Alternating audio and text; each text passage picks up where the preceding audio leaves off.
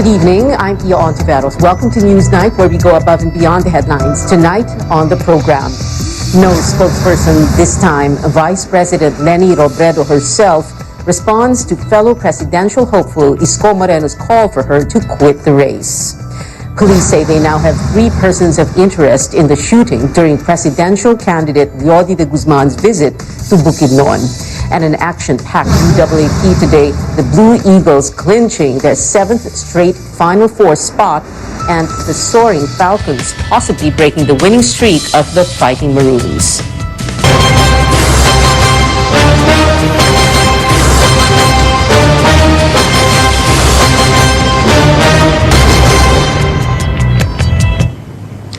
We begin with Vice President Leni Robredo speaking up on the attacks against her during the controversial Easter Sunday press conference. What does she have to say about a call for her to withdraw and rumors of destabilization if her rival Bongbong Marcos wins? Senior correspondent Anjo Alimario followed Robredo's campaign in the vote-rich province of Cebu today.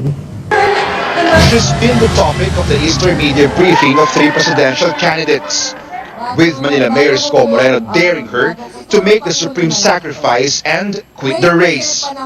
Moreno even accused her camp of forcing him to withdraw. Today, Vice President Leni Robredo speaks up.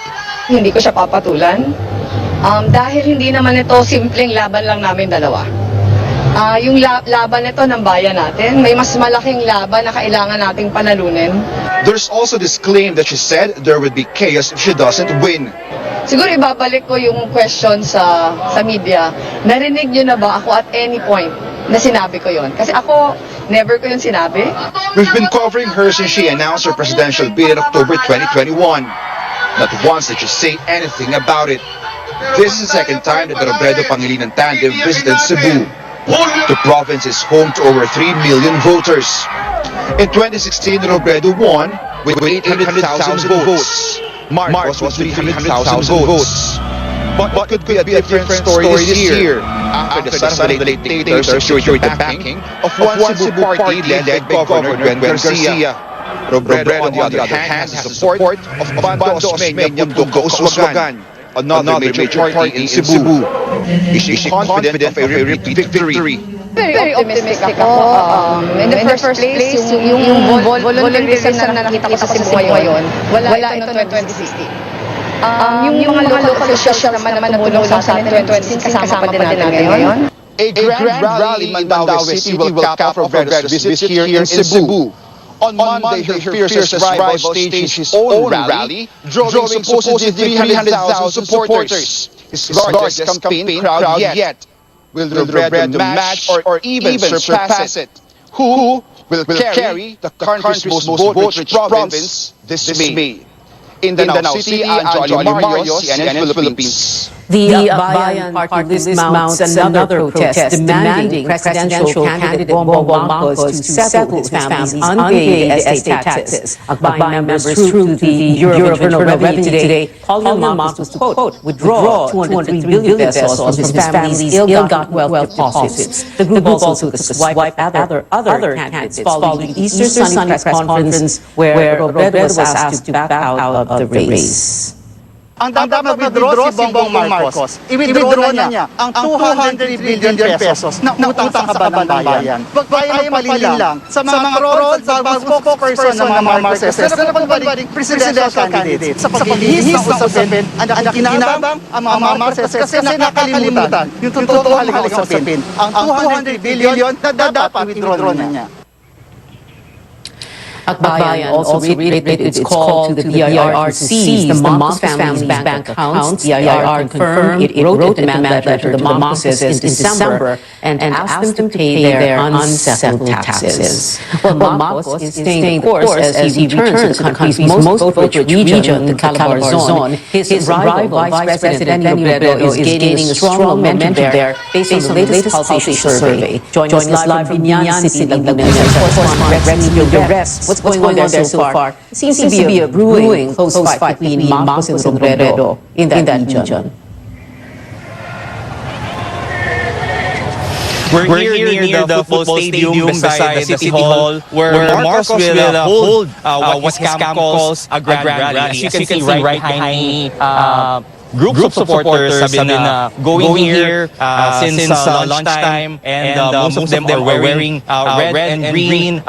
With them are their banners and flaglets showing support for Marcos. They also flatly deny they were paid 500 pesos to show up. Various artists have been entertaining them as they wait for Marcos and the Unity Senators. The presidential hopeful is expected to arrive anytime soon with his running mate Sara Duterte. Unity Alliance insiders tell us Laguna Governor Norman Hernandez is attending the rally. We will find out if he will openly endorse Marcos. In the past, the governor introduced him as the next president. So how important is Calabarzon for the Marcos campaign? Marcos has visited Laguna and Batangas 4 times each, the most among all provinces since the pre-campaign period. Calabarzon is the most vote-rich region with 9.1 million voters. Laguna is the fourth most vote-rich province with 2.04 million voters. Marcos' sorties in the region happened at a time when his fiercest rival, Vice President Leni Robredo, is picking some momentum here. In the last Pulse Asia survey dated March 17 to 21, Marcos and Robredo are statistically tied in Calabarzon. From 51 percentage points in February, Marcos shed 13% to settle at 38%. Robredo, on the other hand, gained the most in Calabarzon among all regions. From 9%, she now has 37%. This despite Marcos bagging endorsements from Governors John Remulla of Cavite, Dodo Mandanas of Batangas, and Danny Suarez of Quezon. The close fight between the two in Calabarzon is looking like a repeat of what happened when they ran for vice president. They also fought the closest here among all regions. In 2016, Robredo won by just over 100,000 votes, or nearly 2% of the total in the region. Since the pre-campaign period, Marcos has been campaigning mostly in Luzon. Political analysts say he's consolidating support in areas where he performed relatively stronger in the 2016 elections. Marcos earlier said nothing will change in his strategy. His campaign routine has shifted from holding motorcades and rallies to more of grand rallies in vote-rich cities. He's also doing what he calls consultations with parallel groups and various sectors. Pia. Rex, is Marcos holding a rally in Pasay City on Saturday, not very far from the venue of Robredo's scheduled birthday rally on Macapagal Boulevard. His chief of staff, Attorney Vic Rodriguez, denies they will hold a grand campaign rally at or near the SM Mall of Asia grounds. This despite circulating reports on social media that they will hold the grand rally at the Asiana grounds near the Macapagal Boulevard. Rodriguez says that Marcos will instead join his candidate for mayor in Manila, Alex Lopez, during their proclamation rally on Bustillo Street. Back to you, Pia. Rex and Mito there reporting from Laguna. Still on Marcos, the transport group is endorsing the former senator and vice presidential Beto Soto. The Philippine Transport Monitor or Philtran says its advocacies are aligned with the platforms of the candidates. Philtran adds Marcos has called for unity residents with them, while Soto is a seasoned politician. The group consists of tricycle and GP drivers as well as food delivery riders. Labor leader Caliotti Guzman says Marcos has a high chance of winning based on the latest voter surveys, but notes so much happened in the last 2 minutes, and that Robredo is a closest contender. Labor leader also acknowledges his chances are low, but says he was able to offer a different brand of politics. Ako naman ay nag-offer ng bagong politika, bagong klase ng politika, bagong klase ng ekonomiya, isang politika ng masa, politika ng mga mahihirap, hindi ng mga mayaman. Ngayon kung hindi pa tanggapin ng kabayan nyo dahil sa mahabang history ng politika sa ating bansa, o dynastiyang politika sa ating bansa, o elite politika sa ating bansa, mahalaga na sinisimulan ko ito para sa ating mga mamayan, para sa katotoong pagbabago. The Guzman called for unity among rivals to avoid a Marcos win, but instead of withdrawing for other candidates, Labor leader urged candidates to unite in educating the public about atrocities during martial law.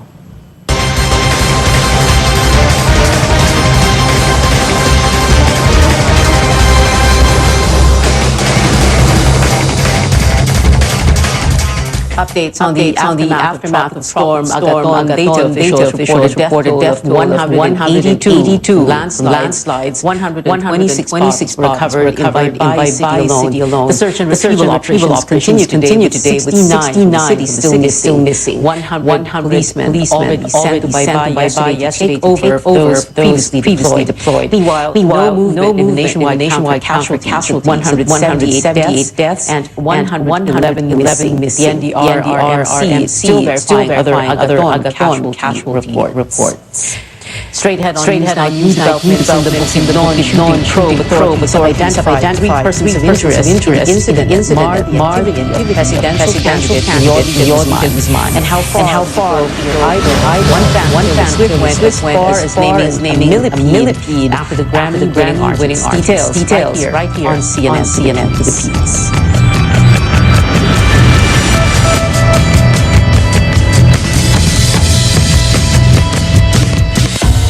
What makes a nation grow?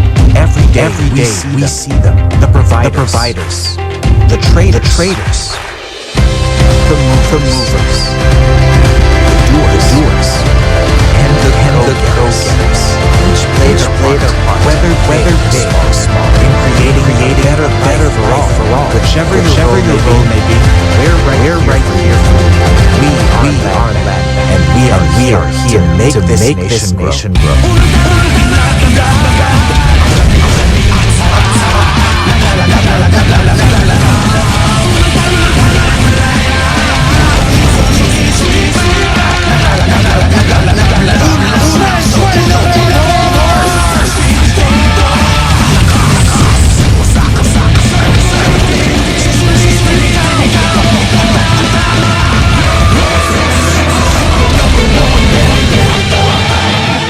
Amid the darkness, look on the bright side.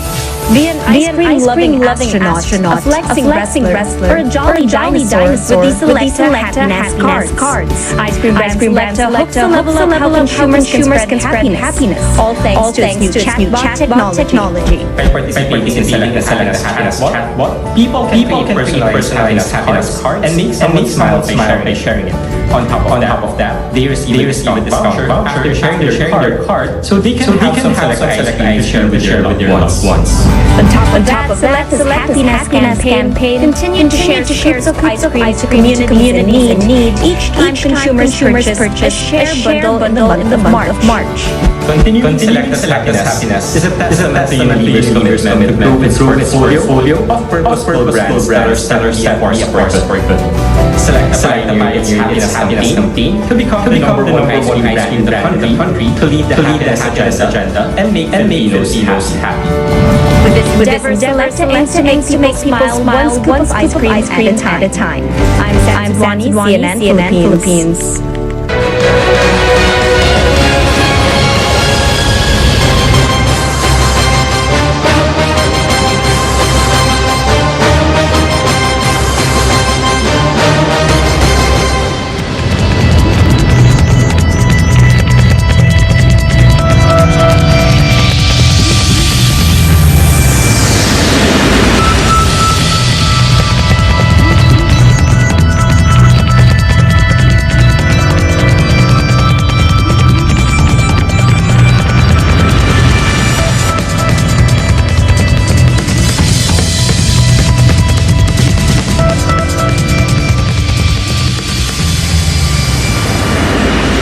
Welcome back to Newsnight. Again, our story, Vice President Leni Robredo brushing aside Manila Mayor Isko Moreno's recent attacks against her, including a call for her to back the race and an accusation that she asked other presidential candidates to withdraw. During his visit to Angono in Rizal today, Moreno again hit Robredo and accused her of looking down on the poor.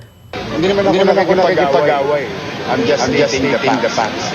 Na bully sila pobre. Mali ang tingin nila sa amin. Diba? Mataas ang tingin nila sa sarili nila, kaya sila nang withdrawal ng nila kalaban. So wala mga away doon. We are just stating facts. Na mga pink bully. At sila Leni, mata pobre. That's my opinion. And that's it. Basta sila mata pobre. Sila mata pobre. Police have three persons of interest in the shooting during presidential candidate Yodi Guzman's visit to the town of Quezon on Tuesday. Some believe the incident stemmed from a dispute over ancestral land. Standing ahead of the latest investigation. Wilson Lao, a member of Manobo tribe, joined presidential candidate Yodi Guzman in entering the ancestral land on Tuesday noontime, just before the shooting happened. Namit nyo si Mayor noong 18. Ano mo talaga sabi sa inyo? Pwede lang yung parating lupa. Di naman natin ang panupin agad-agad. Sir, ulan nila po. Bakit lang tama komento namin na may nutin pa rin kasi yun na yung namin bilang pananggalan natin di umugra. In a press conference, others involved in the incident also shared their sentiments, expressing fear and confusion, knowing that the lease management agreement issued long ago to a private company by the DNR Region 10 had expired in 2018. Hindi naman kami makag-away sa inyo. Wala naming armas. Ang dami na pong gastos namin. Ang dami na naming hirap. Halos araw-araw, gabi-gabi. Gumagawa kami ng mga papilis na kailangan nila. Mayroon naman area na hindi ginagamit, saka wala naman tanim. So sana doon kami magsitol. Meron lang notice ng tubak-tubak yung lugar, pero ayaw over nung mayor ng Quezon. Pero dahil sa mga tao nandun sa gilid ng kalsada, pero per hektar, out of halos 1,000 na hektarya ay pagkalong sa ating mga katutubo doon sa lansangan. Philippine National Police spokesperson Jin Fajardo tells CNN Philippines that the investigation ng Bukidnon shooting is progressing. Meron na rin tayong persons of interest na may kinalaman na nakapag-participate sa nangyayang guluhan doon sa area. The involved security guards handed over 8 shotguns, 2 9mm pistols, and one caliber 38 that will undergo inspection and examination for gunpowder residue. The guards possible linked to the office of the municipal mayor is not being ruled out as well. Injured witnesses can testify about the incident once they have healed. Respetuhin sana natin yung legal process at huwag ikama muna yung mga sunod-sunod na mga concerns sa kaso ito dahil pareho yung mga magkabilang dito na doon ay yung order itong mga proper question. Stanley Gete, CNN Philippines. Election-related violence on the rise in the run-up May 9 polls. However, remains reluctant to place more areas under its control. Our Melissa Lopez reports. The Commission on Elections is counting on its peace covenant caravans nationwide to deter the escalation of election-related violence less than 3 weeks before the May 9 polls. Chairman Saydameno Pangarungan visited Abra Thursday to diffuse tensions there, but stopped short putting the province under common control despite recent clashes. Just last month, police engaged in a standoff with bodyguards of Pilar Town Vice Mayor Jaja Sono after speeding past a checkpoint. Sa ating regional director, ang sasaran ay hindi kailangang larang ang dandan control. I assure you that the government will take this seriously and will take necessary action to issue this kind of violence does not threaten the forthcoming election. 9 towns in Abra are placed under yellow alert. But Pangarungan explains these are not of urgent concern.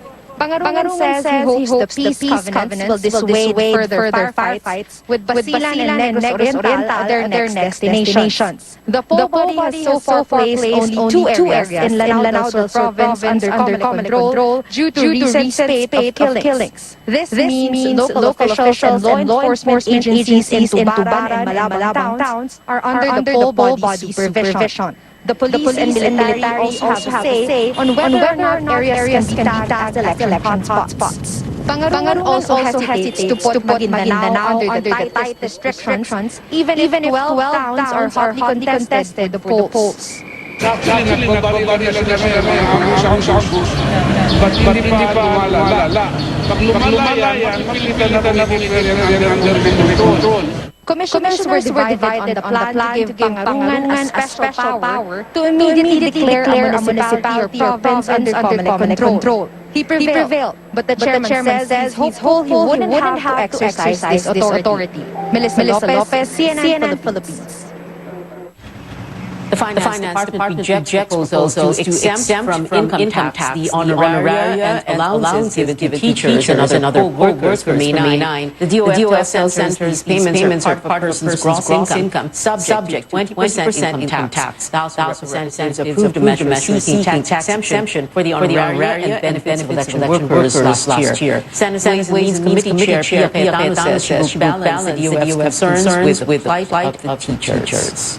Except one kind of activity, in this case, the electoral services that our teachers provide, will be an effort, but there are similar activities that provide similar kinds of benefits. So it's like saying that we want to prepare one service and then give access to them to the detriment of others. I have practical also in my committee report. Kung sobrang hirap naman din for DOF to do that, then baka lalong hindi. Pwede mabito yan, to be clear, diba? Hindi natin alam.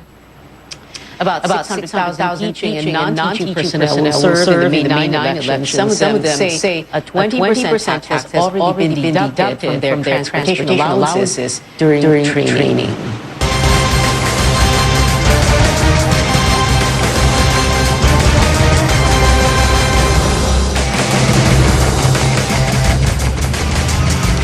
Millions of residents in Shanghai and China have been allowed out of their homes as weeks of stringent lockdowns batter China's largest economic hub. Tristan Nadal spoke to some Filipinos there who are already making desperate calls for help. Millions living in Shanghai can see a glimmer of hope as restrictions begin to ease and cases showing a downward trend. There's some degree of relaxation, mostly on the economic, major manufacturing, just to get business and logistics going. But as for the movement of people, the policy remains zero COVID. As the world's second-largest economy struggles due to the wave of infections in March and early April, Filipino workers in Shanghai share their ordeal and struggle to survive. No pay po ang problema kasi dito lang sa bilang. Leonie says many of them are now using their hard money to make ends meet, with prices of food products tripled to limited supply. But even buying basic necessities has become a challenge due to the lockdown. Close lahat ang bilihin dito. Hindi naman po kami mabibira ng pagkain dito. Now jobless and moneyless, not a few Filipinos are asking to be repatriated. Sana po ay matulungan ng mga uwi. The Philippine Consulate General in Shanghai says help is on the way. We are doing our best talaga to listen to the pleas. And be assured we are working earnestly to get the assistance to you as soon as possible in coordination with Manila.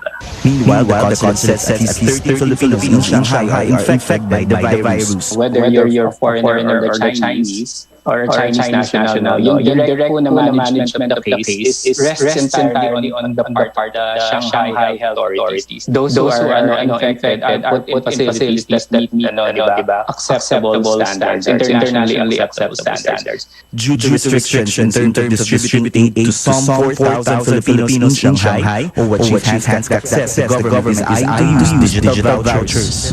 It won't be food that we will be distributing on the ground, rather it will be fund resources.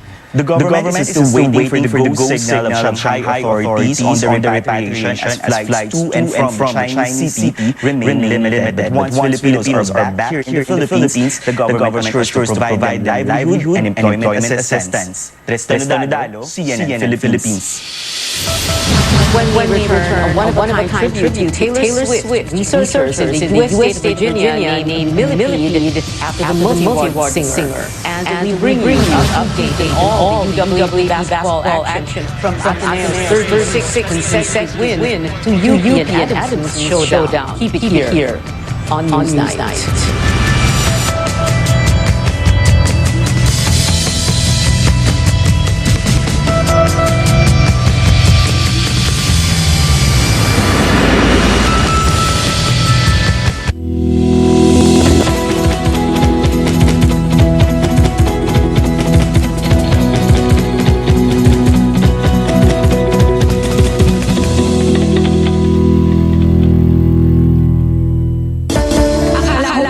Universe was the ultimate, but there's more. Dahil tinawa ako ng Panginoon for a major purpose, to guide the youth, help communities, and to bring others closer to Him.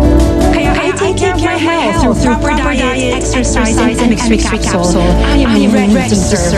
Kasi para sa Panginoon, hindi lang ako fourth runner-up. First place ako sa puso niya. Mahalaga, every capsule ay gamot at hindi kami kapag sa mga sakit. Yung Dariaga po. At may tabas David.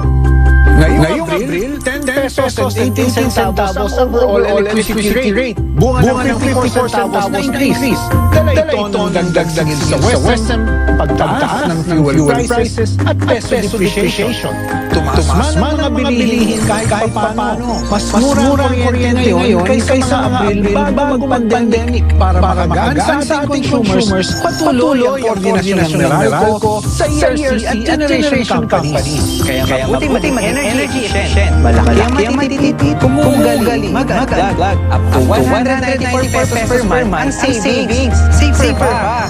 At para safe ang power sa halalan, tinuturuan natin ang electrical safety ang mga nasa-bulay canvassing centers. Handa rin ang ating linemen at engineers in case may electrical emergency. Para yung power ngayong eleksyon at buong summer.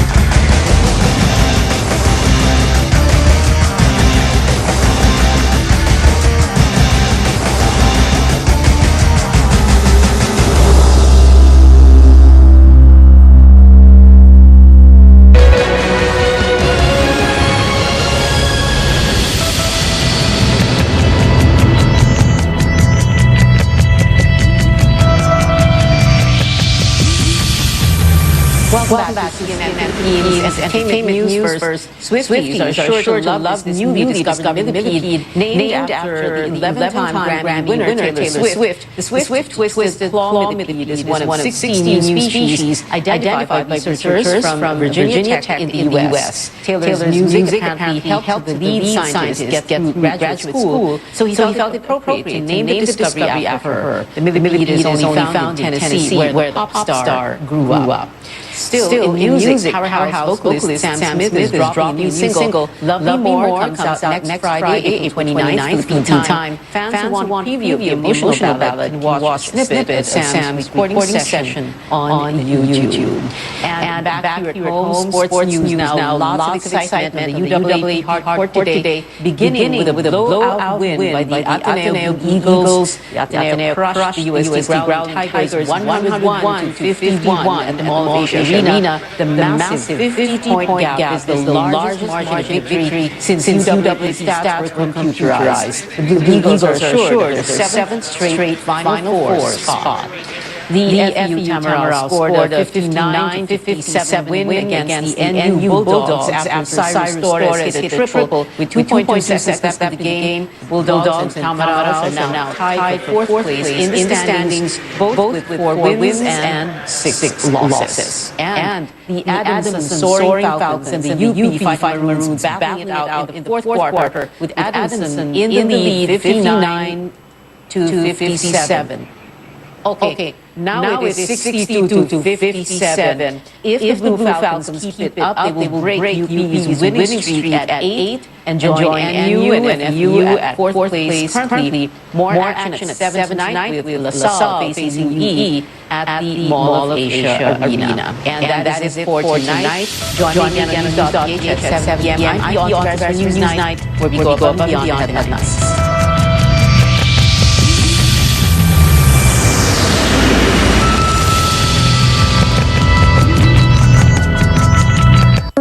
This is RPN, Radio Philippines Network,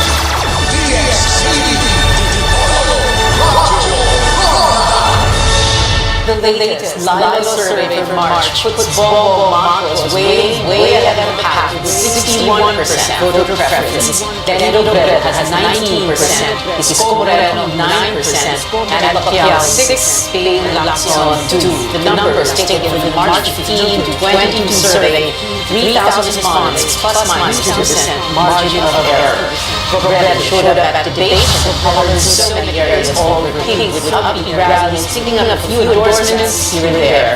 Moreno hanging there, believing he still has a fight chance. Pacquiao said on Monday only God had instructed to withdraw from the race. El Lacson, worked by a major Mindanao politician, choosing to resign from his own party, announcing a change to his campaign tagline. And what else is there to say? This is the survey frontrunner. Debate skipped with a few exceptions, and just today, an endorsement from the Nationalista Party and the Villar followed one of his senatorial candidates. The judgment on opposite candidates so formidable. What else is there to do for those who want to defeat them? The vice presidential candidate suggests a last-ditch effort. We should start talking. Nobody among us can defeat among the Philippines, and nobody among the presidential candidate can defeat Bongbong Marcos. If we will not start talking now and come up with a single slate, single target, para one-on-one to defeat Marcos and Sara Duterte. Sino ba yung third most powerful person na? Kaya naman tingnan yun sa survey. I don't mind supporting Senator Soto. No? And I don't mind supporting Lenny Robredo, if that is the case. Will that be enough 40 or so days before the Filipino votes?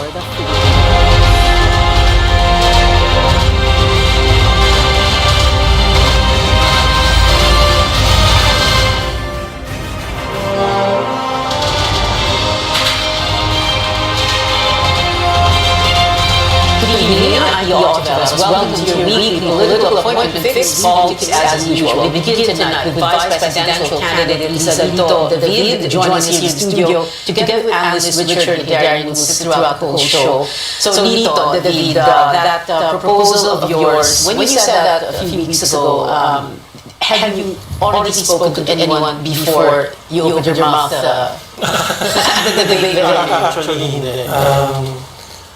Pero yung sinabi ko Sunday, may nauna na akong press conference na ginawa naman eh. Pero hindi tinik masyado yung proposal na iba yung inilabas na material. Nung mas ba yung effect nito eh? Oo, kasi ito yung footage kanina, that was before I went into the venue. So, nung nagdating yung ibang kandidato, in-interview na sila tungkol sa proposal ko. So, sa pagdating din sa loob, kinausap ko naman sila isa-isa. With the exception of Kiko. Why would you say Kiko? Hindi ko nakikita. Ito nila sa mga cubicle. Even Senator Soto, si Walden, si Manny. Ano sinasabi nila? Open naman sila to discuss. Open to discuss these things. Kaya lang, ang problema dyan, hindi lang pwede na kami mga vice presidents. Dahil talaga, yung buo, kasama yung ulo ng bawat partido. So, nung inilabas ko yung sa final statement, alam nila yun. Alam nila na, although yung sinasabi na yung magiging final statement ko. And then even after that, I went to see some of them again. Okay ba? Pag-usapan natin. Ano nasabi? Okay. Ang hinahanap ko ngayon yung magpapacilitate. Kasi alam mo, hindi naman basta-basta yan, magsasama-sama lang kami. Alam mo naman sa politika, ma'am, medyo syempre, what's in it for me? Doon sa iba. So, yung nitty-gritty nitong Grand Coalition ng aking proposal, medyo matagal yung proseso nun. Pero in principle, dapat, nag-agree na kami ngayon na isa na lang ang kandidato ng Vice President, ng non-administration candidates, tsaka isa na lang para sa Presidente, for non-administration candidates. So, ang mangyayari yan, yung fact sinasabi ko nun, sana yung last na magiging debate ng kandidato na sponsor ng COMELEC, one-on-one no? Kumbaga, Bobo Gaysu, no? Sara Gaysu. Pupunta sila. Hindi, mas maganda kung hindi sila pumunta. Okay. But they will lose by default, no? Ang kagandahan nito kasi, wala naman sinasabi mag-withdraw yung mga kandidato. Ang sinasabi ko, continue on campaigning, but campaigning for the person that we chose. And then, siguro sa final 2 weeks, we'll have 3 or 4 grand rallies na lahat ng kandidato for president at lahat ng kandidato for vice president supporting yung dalawa, no? Nandun doon, no? Iba yung impact nun sa taong bayan. Pag nakita yun, bakit ganyan, no? So, matatabunan na lahat yung mga naunang projections, eh. Oo. One really said na ang hinahanap ko yung may mag-facilitate but you've been talking to them. So, are there any totoong nag-uusap na talaga kayo? Yes, meron naman pag-uusap. Kaya lang yung magpapacilitate ang importante dahil kailangan merong semblance ng kumbaga fair, pagiging fair ng mga Someone impartial. So, sino yun? Who are you looking for? Well, and is it going to happen? It's March 29. It has to come from the faith-based leadership. Faith-based leadership meaning? Posibleng CBCP. I think yun lang naman ang pinakamaganda talaga. Not exactly yung high up in the hierarchy of the clergy. Possibly sa level ng mga executive directors ng mga commissions, no? Para hindi rin naman makakompromise sa CBCP kasi hindi naman talaga dapat. Dito what you're saying tonight is that there are serious talks among the VP contenders, all 9 of you, so that without anyone withdrawing, 8 of you will support that one candidate will be your common candidate. That's what you're saying. Yes, I'm hoping na gano'n ang mangyayari. Okay. Richard, what do you think of this? Is this going to be the solution, kumbaga? Because the reason for this proposal by you to defeat is, to defeat this BBM, Sarah, impending victory. I mean, that's what sinasabi dapat pa na kailangan natin ng round of elections, di ba? That's the whole point of round of elections. Had countries like Peru or Chile, if they didn't have round of elections, they would have a radically different leadership right now. It could have been the daughter of former dictator Fujimori, it could have been a pro-Pinochet guy. So, because wala tayong history round of elections, and for me, I don't know about the geniuses who came up with their constitution, but why no one thought about it? We don't have this culture of real coalition building, which is really a give and take, which is really a matter of faith. No, it's a matter of conviction thing. Good luck getting that in the middle of a game, right? Kaya may won some buy-in proposal in the past. That's why there were some discussions between the ISCO camp and Pacquiao camp and Lenny camp, etc. But eventually it paired out, and then you had Senator Lacson saying a few months ago, well, let's just go all in the game and figure it out. And he said that. Exactly. For those who are lagging the surveys, let's bow out. I think all the time. But my point is, in the meantime, the other side sorted it out. I think the moment that Sara Duterte and Bongbong Marcos decided on who will be the standard bearer for the administration, the game radically changed. Because if I had both Sara and Bongbong run, we would have been a completely different picture. I would have even doubted Bongbong Marcos running for the presidency had Sara decided to move forward, right? So Bongbong Marcos was 13% in the second quarter of last year. He jumped to 53%. A lot of that is the Sara Duterte numbers plus some multiplier effect and all. So this is the telltale of our situation. The opposition, the first ones to talk about unity, up until now this is not unified.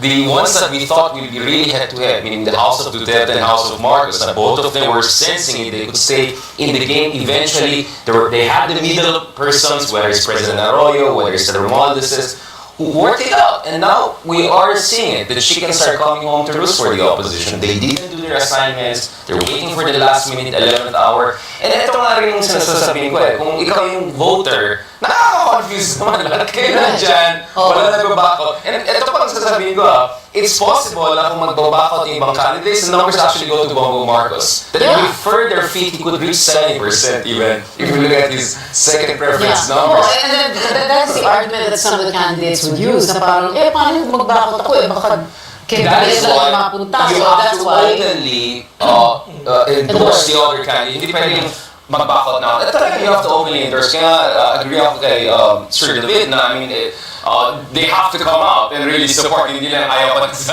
laban na ito at mag-walk out na ako. But I mean, for me, there's no such thing as April surprise in the Philippines. It's more like March surprise, right? March surprise is March 29. There's only 2 days left to go. So if there was going to be big alignments, realignments, ito na yan, second half of March. In fairness naman, we see some interesting discussions in Mindanao, for instance. We see some of the supposed supporters of President Duterte actually backing Leni Robredo, the whole Rosa, for instance. There's a little bit of Isa, there Isko and Sara. So I think some realignments are happening. Some of the so for me, I think paradox. The surveys are showing a very clear front runner, and yet maraming undecided among the traditional politicians, including the current president, on who they're going to endorse. So yun ang paradox sa akin. If the surveys are so compelling, why is the president and a lot of people actually not siding with him yet? Do they know something we don't know? Are the other surveys? Or maybe they're hoping for something. Or they're negotiating for something. Kasi para sa akin, ang mga politiko,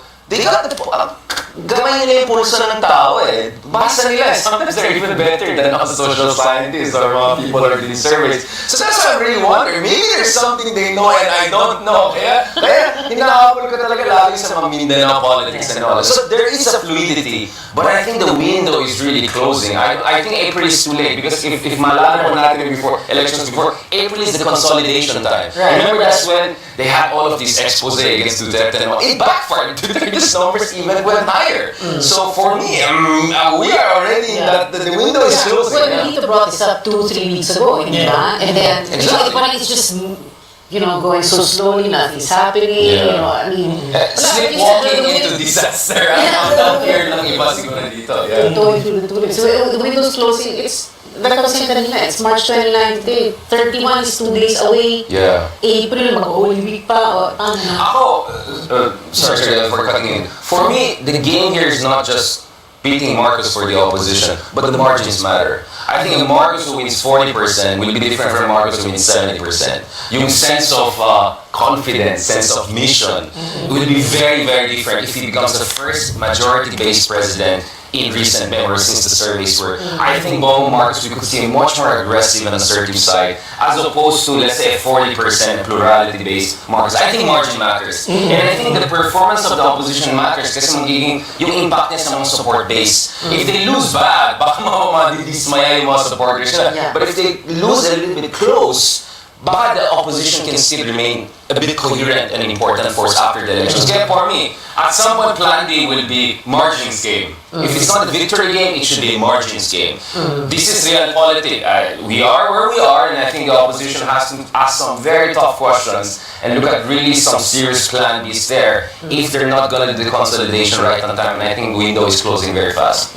So if they don't, you're saying that if they don't unite the opposition at this point in time, they can kiss any hopes of victory goodbye na talaga. And like you're saying, Plan B na lang, margins na lang pinag-usapan. Yes, but margins matter too for me. No, but Do you think there is that sense that they do want to win, or they want to defeat BBM? Because even Lenny herself has said before, di ba? She's going to run if BBM is running for president. And then I asked her before, late last year, in an interview, I said, do you want him disqualified or do you want to slug it out with him in an election? I would rather defeat him in an election. So yeah, there's that mindset eh. So, okay, Sir David, maybe you want to pitch in because you were one of the guys involved here. And then I'll come in. Hindi, ano lang naman, sa akin bottom line talaga talunan si Marcos eh.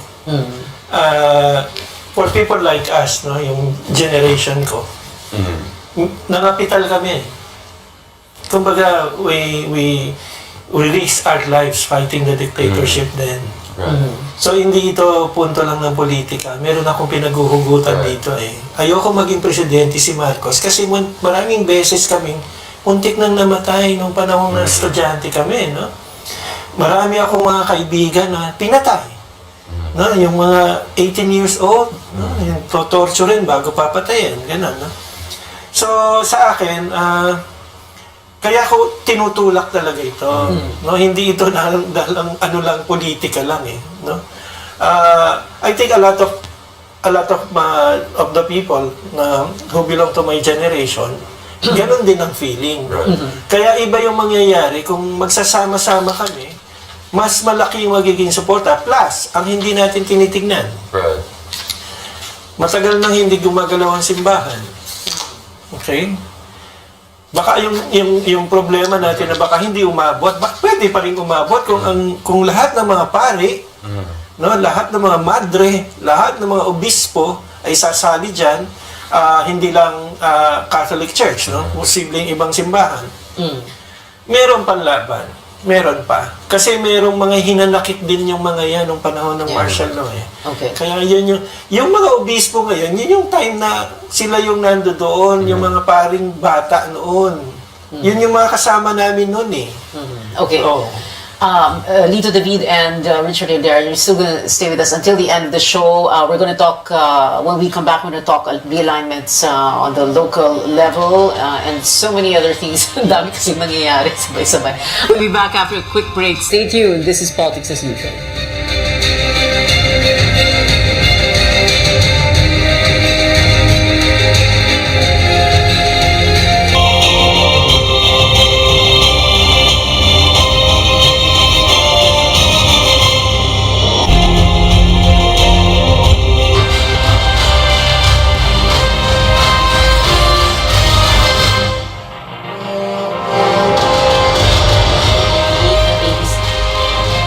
Welcome back to Politics as Usual. A long time ago, the 1998 elections to be exact, and yes, that is a very long time ago for this generation, a party was formed to serve as a vehicle for Renato de Villa to run for president shortly after he lost out to Joe de Venecia for the administration party's standard bearer possibility. De Villa, at that time, Defense Secretary and Armed Forces Chief of Staff before that, in the administration of Fidel Ramos, people thought could do an FVR. Ramos ran and won in 92, by the way, largely on his EDSA 1986 image and solid track record as Cory Aquino's Chief of Staff and Defense Secretary.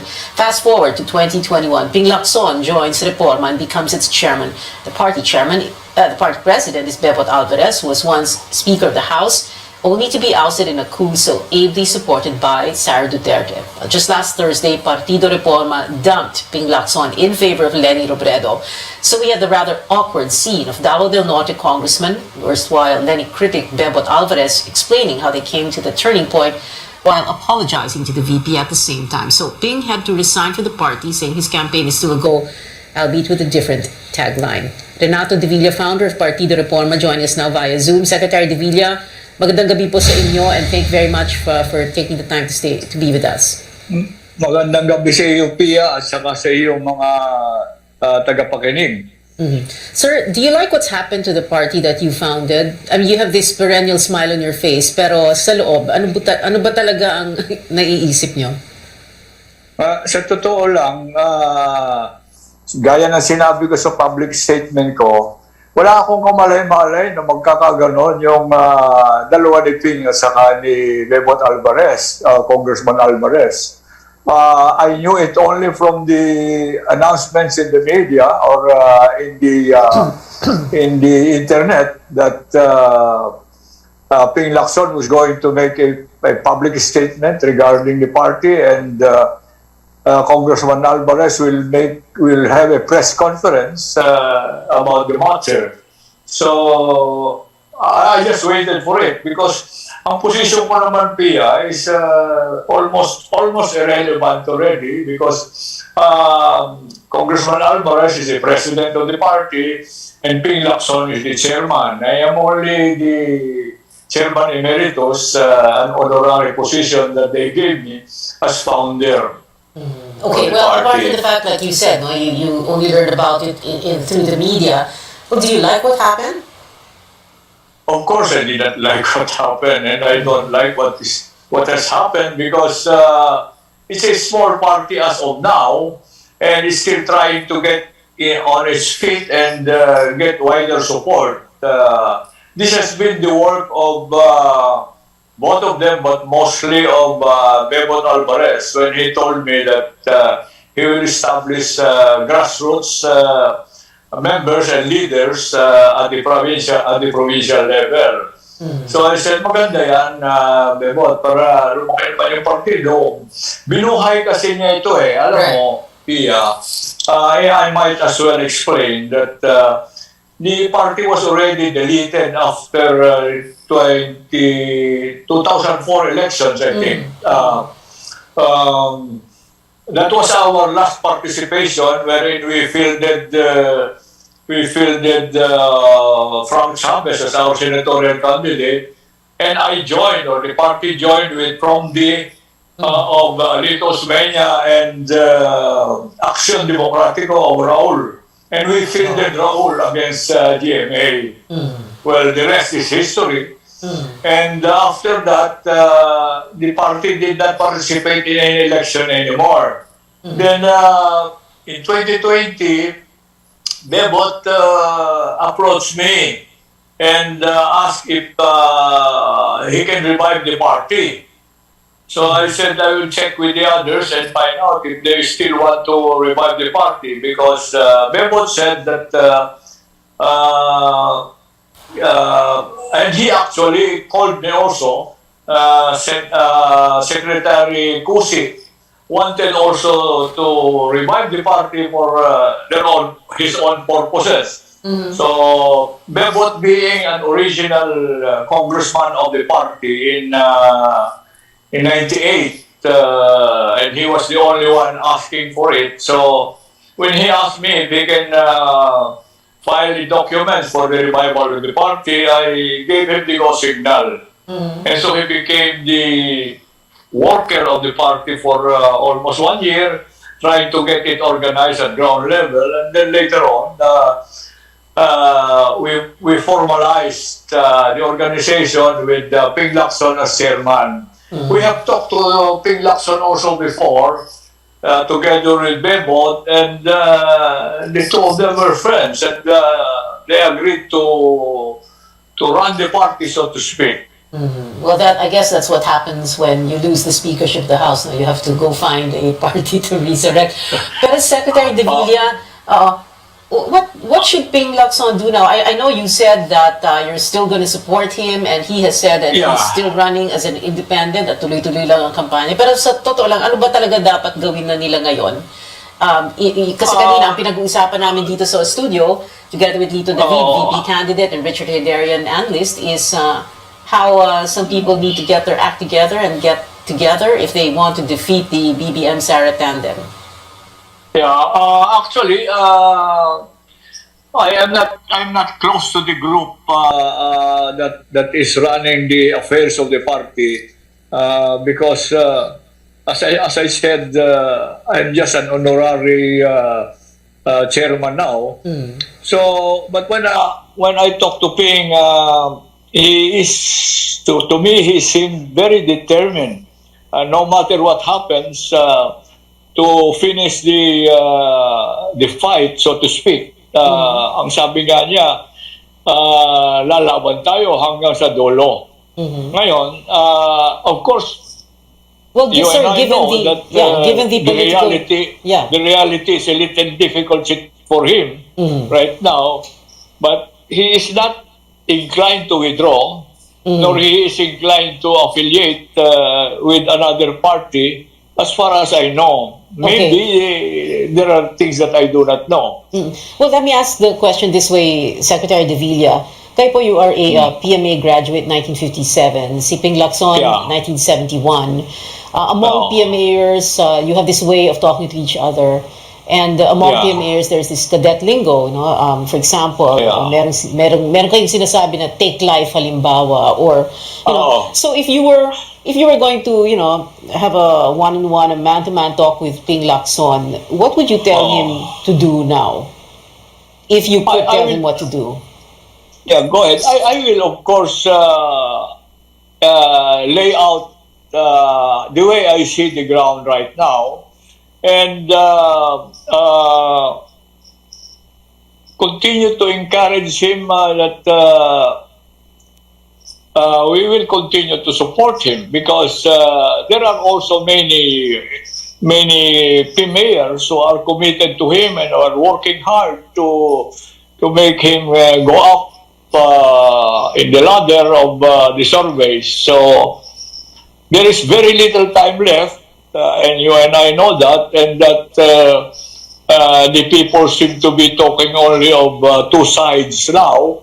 But I think the fight is not over until it is over, so to speak. Talaga, sir, kahit 2% siya sa Lilo survey. No. Yeah? 2%. 2%. And he is not moving up. No. But he is, I think he is committed to his followers, and it is difficult, it will be very difficult for him to withdraw and abandon his followers, especially if there are those who are running under his wing. Pia, this is exactly what happened to me in 98. When in April I was secretly shown a survey that I cannot make it, and I was even advised to withdraw.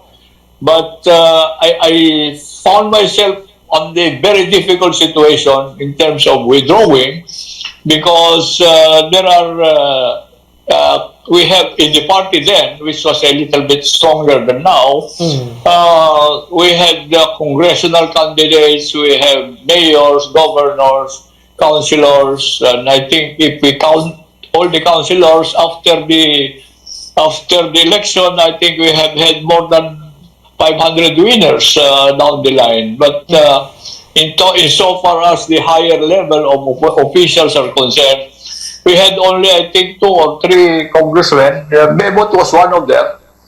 And we had those senators. And but kasi, Pia, when you are committed to a group of men, especially if these men are known to you very much and who have been with you in the service, and they are working very hard for you, you cannot simply turn your back and say, bahala na kayo. Hindi kami ganon. Kasi kami, lalo na kung nasa battlefield ka, pag binasugatan, hindi mo pwedeng iwan, no matter what. Kaya siguro, baka ganon na nangyayari kay Ping ngayon. Kaya in the end, si BBM na panalo.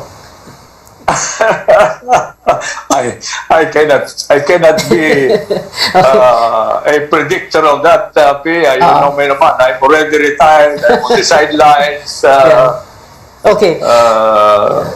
Anyway, Secretary Rene De Villa, sir, you're going to be joining us in the last segment of the show.